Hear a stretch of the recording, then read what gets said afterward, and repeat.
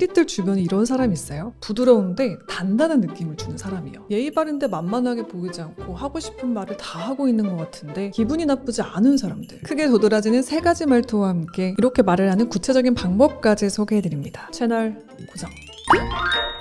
히렌츠입니다. 부드러운데 단단한 느낌이 드는 사람들. 화법에서 가장 도드라지는 특징은요, 하고 싶은 메시지를 단호하게 전한다는 것입니다. 그런데 어떤 단호함은 사람을 불쾌하게 하죠. 그래서 중요한 건 공격적이지 않게 나만의 단단함을 지키는 소통 기술인데요. 크게 3가지 특징으로 정리해봤습니다. 먼저 첫 번째는요, 1. 단호한 내용, 부드러운 톤. 같은 말을 해도 어떤 사람의 말은 따뜻하게 들리고 어떤 사람의 말은 차갑게 들리죠. 이건 말의 내용 때문이 아니라 말의 분위기, 즉 비언어적 요소 때문인데요. 말의 억양, 속도, 강세, 높이, 그리고 미묘한 호흡, 한숨 같은 언어 외적 신호들이 있습니다. 우리가 잘 알고 있는 메라비안의 법칙에 의하면요, 사람이 메시지를 해석할 때 7%만이 표현이나 단어의 의미에서 영향을 받고요, 38%는 청각에서, 55%는 표정과 같은 시각, 즉 비언어적인 요소에서 영향을 받습니다. 말의 내용도 중요하지만 어떤 어조와 표정으로 말하는지가 가장 우리의 느낌에 많은 영향을 미치는 이유입니다. 그래서 같은 문장이라도 억양, 속도, 강세 등에 따라 상대가 느끼는 감정이 전혀 달라지는 것이죠. 예를 들어 지금 그 말이 무슨 뜻이에요? 이렇게 단조롭고 빠른 톤이면 공격처럼 들립니다. 반면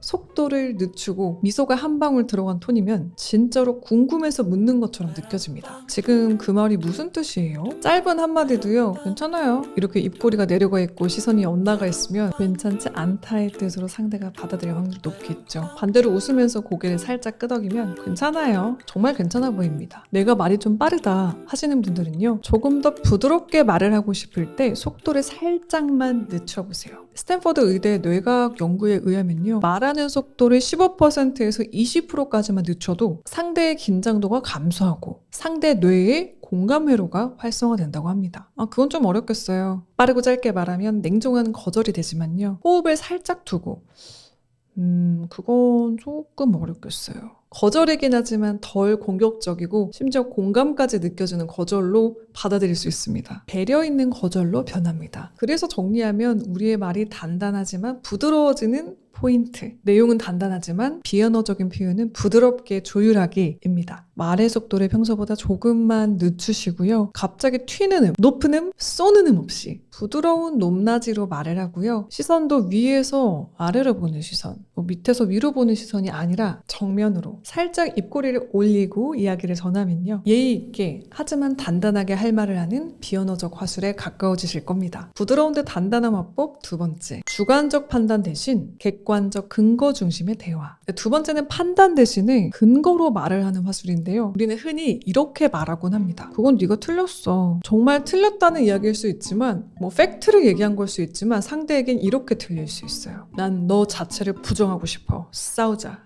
네, 그 이유는 우리 뇌의 특성에 있는데요, 이 틀렸다라는 말을 들으면 우리 뇌의 위험 반응 영역인 편도체가 먼저 반응하기 때문입니다. 뒤에 따라오는 논리보다는 나도 모르게 감정적으로 방어적인 반응을 보이는 것이죠. 이럴 때 유용한 유명한 화법을 하나 소개해드릴게요. 아마 어디서 많이 들어보신 히릿들도 많으실 겁니다. 바로 심리학자 토마스 고든이 제시한 I 메시지, 나 전달법인데요. 주어의 I, 나를 넣으면 상대가 자신을 공격한다고 느끼는 대신 객관적 근거 중심으로, 나의 감정 중심으로 이야기를 전개할 수 있게 됩니다. 그러면 메시지의 공격성이 줄어드니까 분명하지만 부드럽게 들릴 수 있죠. 너가 틀렸어. 대신 나는 다르게 느꼈어. 어떤가요? 같은 의도더라도 이렇게 말하면 상대의 자존감을 해치지 않으면서도 내 의견은 분명히 전달이 됩니다. 상대를 비난하거나 비판해서 공격하는 대신 명확한 방향성을 제시하는 것이죠. 의견 공유, 가이드 정도라면 톤을 조절해도 같은 의미지만 상대에게 훨씬 더 부드럽게 들립니다. 그건 너가 틀렸어. 나는 이렇게 생각했어. 회사 회의에서도 누군가 의견을 낼 때 그건 아니지 않아요? 대신 이렇게 말해보세요.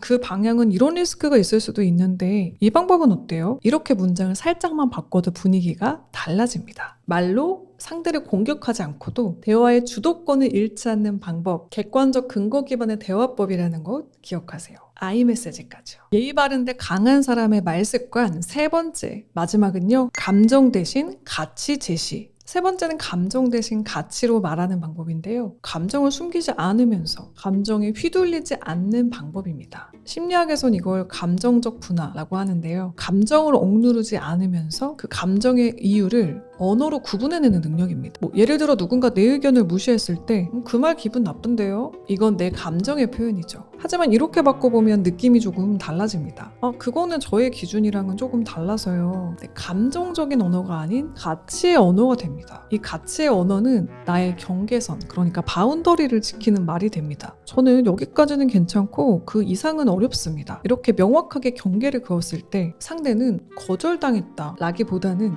나랑 다르구나 라고 느끼게 됩니다. 한마디로 틀린 게 아니라 다름을 느끼게 되는 것이죠.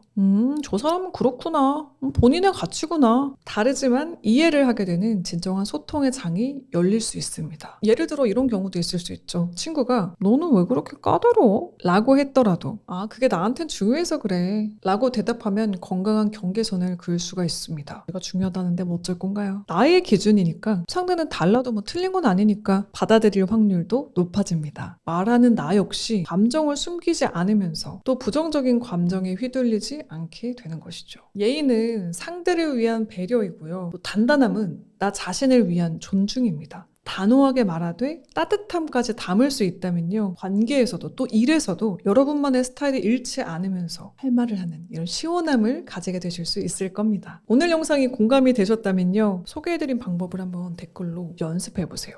평소에 감정적으로 좀 쌓여서 풀고 싶은 상대가 있다면 상대에게 하는 말이라고 생각하시면서 쓰셔도 좋고요. 나 자신이 마음에 안 든다면 나에게 하는 말로 부드럽지만 단단하게 멘트를 적어주셔도 좋습니다. 자, 그럼 연습 전에 오늘 배운 3가지 내용 복습해볼까요? 첫 번째, 단호한 내용, 부드러운 톤. 두 번째, 판단 대신 근거로 말하기. 세 번째, 감정이 아닌 가치로 말하기. 히릿들의 연습 댓글들을 기다리며 다음 이 시간에도 관계와 말이 단단해지는 체계적이고 실용적인 소통의 기술, 또 인간관계 꿀팁을 들고 오겠습니다. 그리고 다음 주 수요일 날 모처럼 다시 라이브를 합니다. 우리 히릿들과 소통을 하다가 지난번 라이브에서 참 그 싱가포르의 인터넷 이슈로 인해 불편함을 겪으셨던 히릿들이 많으신데요. 이번에는 조금 편안한 환경에서 히릿들의 고민, 또 저의 고민, 요즘 사는 얘기, 요즘 생각하는 것들, 서로 궁금한 것들 주고받는 소통 라디오 한번 만들어 보겠습니다. 라이브는 다음 주 수요일 9시 유튜브에서 만나실 수 있습니다. 자, 그럼 저는 인사드릴게요. 오늘도 채널 고정해주신 히릿,